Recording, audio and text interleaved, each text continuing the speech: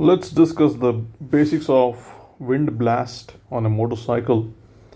Why is it important? At least for me, why is it important? First thing is wind blast puts kilograms of weight on your upper body when you're riding at certain speeds. The more the speed, more weight that you feel on your upper body, and you literally have to fight against the wind. So that leads to early fatigue.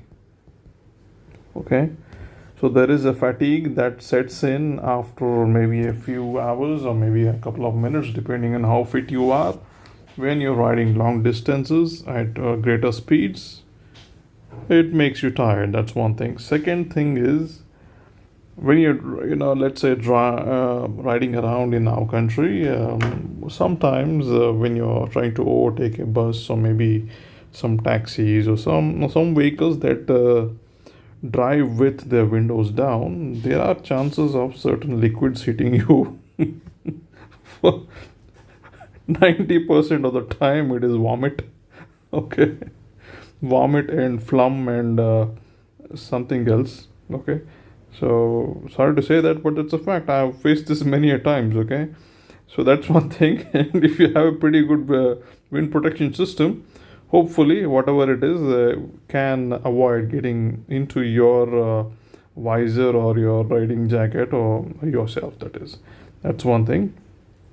And don't want to put that point in, but then I'll also put another point, that is to avoid bugs. Okay, especially during the evenings, during the sunset, you see a lot of bugs. Let's say crossing the road and you're at a particular speed, and then they can either hit your mosquitoes and so many other things.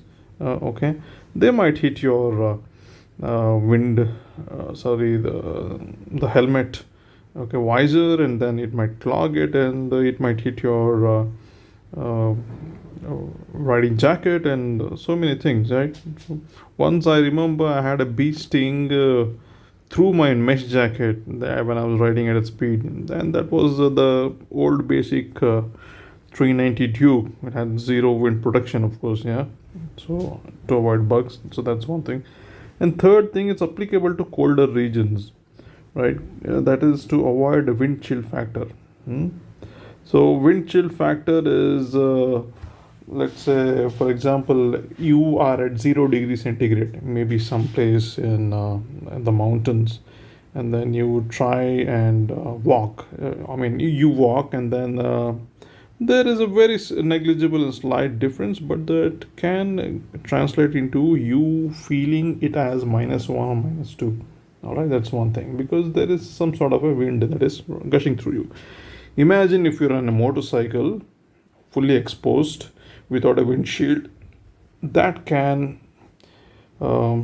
exponentially increase with the speed.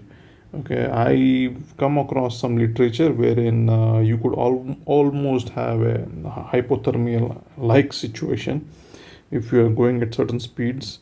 But even though the temperature of that place is not that good, not that high, but then the wind that is hitting you can increase the chance of hypothermia. Okay, then you see a lot of these vehicles in northern Europe, two-wheelers especially, of course. I'm just focusing on two-wheelers, scooters and motorcycles. They all have obnoxiously ugly looking wind protection systems, but it works. Okay, whatever it is, at the end of the day, it works for them. Okay, they choose function over form, and that's what it should be like. They also choose pretty good luggage systems that might look way bigger than what we guys use here, but then that's all a choice about having function over form. And I, as a person, choose function over form too. Okay, so now let's talk about the wind shield that I am a fan of and I always use. So this is the Givi airflow windshield. It has a two-piece system. Okay, so the one out here is on the top. It can slide up and down depending.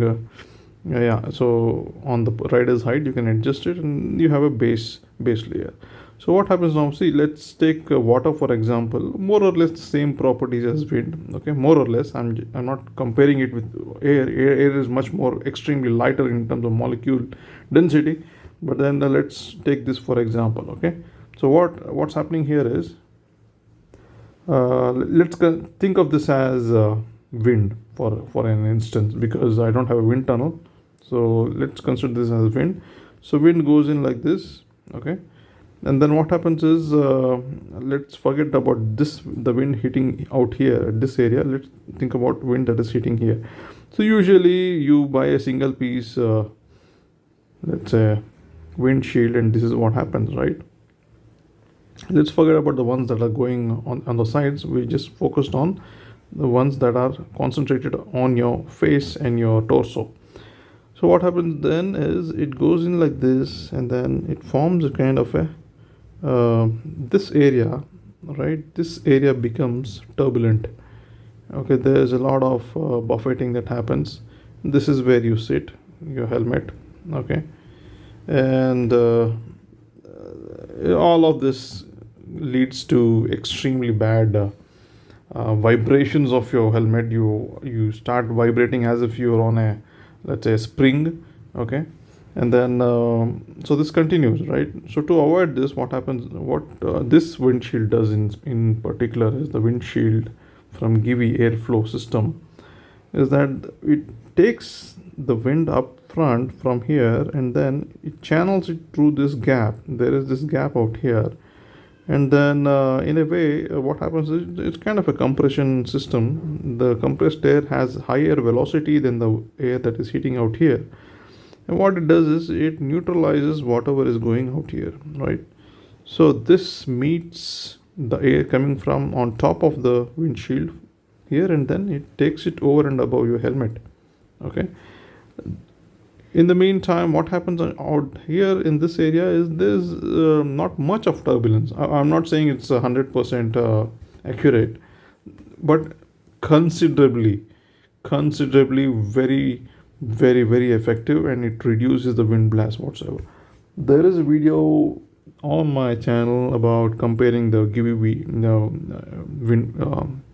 windshield that I have here, the airflow windshield, with I think then one of that stock standard windshields that these guys give.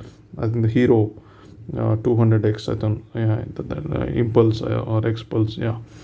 So you can look up that video and see the kind of silence I have. In the sense the silence of the wind blast, because my GoPro was picking it up. It was picking up the wind blast noise also. So you could see the kind of silence I have with this. And of course, my helmet does not vibrate. It's stable, and I don't have that much of a, let's say, pressure on my torso and my head from the wind. Okay, so the fatigue levels are less. The same thing has been applied to my the V-Storm 250. Okay, of course, it doesn't have a Givi windshield, but the principles are almost the same. So let me explain. I'll take the side view of the windshield I put. This was from, I think, a company called Inscape Dreams. You can Google it up. So this is, let's say, this being the, okay, this being the windshield. So the air was hitting out here, and with just a bigger windshield, it really did not help much. In fact, it increased the amount of turbulence and wind buffeting on my helmet after adding a bigger one. Because the lower one, what it did, it just put in pure air on my helmet, and then it was more or less okay. But then I told you, right? So it will fatigue you. So I didn't want that, right? So I went ahead and bought a extender from ProSpec that has this kind of a setup. Okay, it's a smaller setup than the Givi one you see, but then it more or less did the job pretty well, because I don't complain about buffeting anymore. Okay, I am able to do greater distances without any problem. So the small piece from ProSpec did help increase this principle of air compression, and then cancelling out of the buffeting and the turbulence that happens out here, right? So I hope you understood this brief explanation. It might not be too scientific, but then this is what is working for me, and hopefully it should work for you other guys too. Hope this was of some value, and that is that. Thank you for listening in, and you can take a look at this video once again, the one I've put up front, and that's the setup I currently have, and it's working for me, working nice and great.